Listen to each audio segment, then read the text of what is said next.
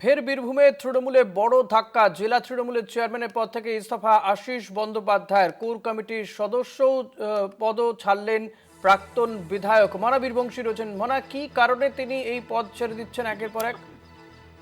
দেখো ঋষিকেশ, যেটা আমরা জানতে পারছি সেটা হচ্ছে, তুমি বুঝতে পারছো যে রাজ্য বিধানসভা নির্বাচনে শুধুমাত্র যে বীরভূম তাই নয়, গোটা রাজ্য জুড়েই মূলত সাংঘাতিকভাবে ভরাডুবি হয়েছে তৃণমূলের। খুব স্বাভাবিকভাবেই বীরভূমে তুমি জানো যে 11টি বিধানসভা কেন্দ্র রয়েছে, তার মধ্যে 6টি পেয়েছে বিজেপি, 5টি তৃণমূল কংগ্রেস।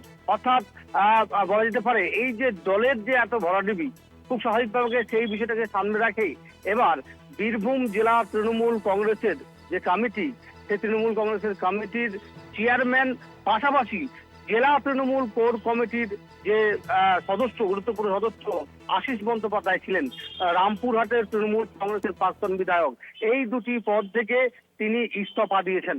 অবশ্যই আমরা যেটা জানতে পারছি সেটি হচ্ছে আশিস বন্দ্যোপাধ্যায় ইতিমধ্যেই দলের শীর্ষ নেতৃত্বের কাছে তিনি তার ইস্তফা পত্র পাঠিয়ে দিয়েছেন।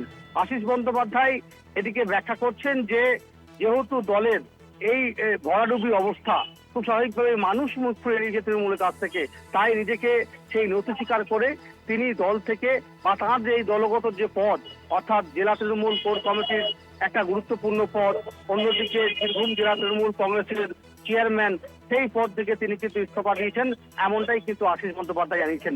তুমি জানো যে দিন কয়েক আগেই আমরা দেখেছিলাম লাভপুরের তৃণমূল কংগ্রেসের প্রাক্তন বিধায়ক, তিনিও জেলা তৃণমূল কোর কমিটির গুরুত্বপূর্ণ সদস্য ছিলেন, তিনিও সেই কোর কমিটি থেকে রিজাইন করেছে। খুব স্বাভাবিকভাবেই এই মুহূর্তে দাঁড়িয়ে বীরভূম জেলা তৃণমূলে বড় ধস। ফলত বীরভূমেও বিড়ম্বনা বাড়ল তৃণমূল কংগ্রেসের। মনা, অনেক ধন্যবাদ তোমাকে। কথা বলছিলাম প্রতিনিধি মনা বীরবংশীর সঙ্গে।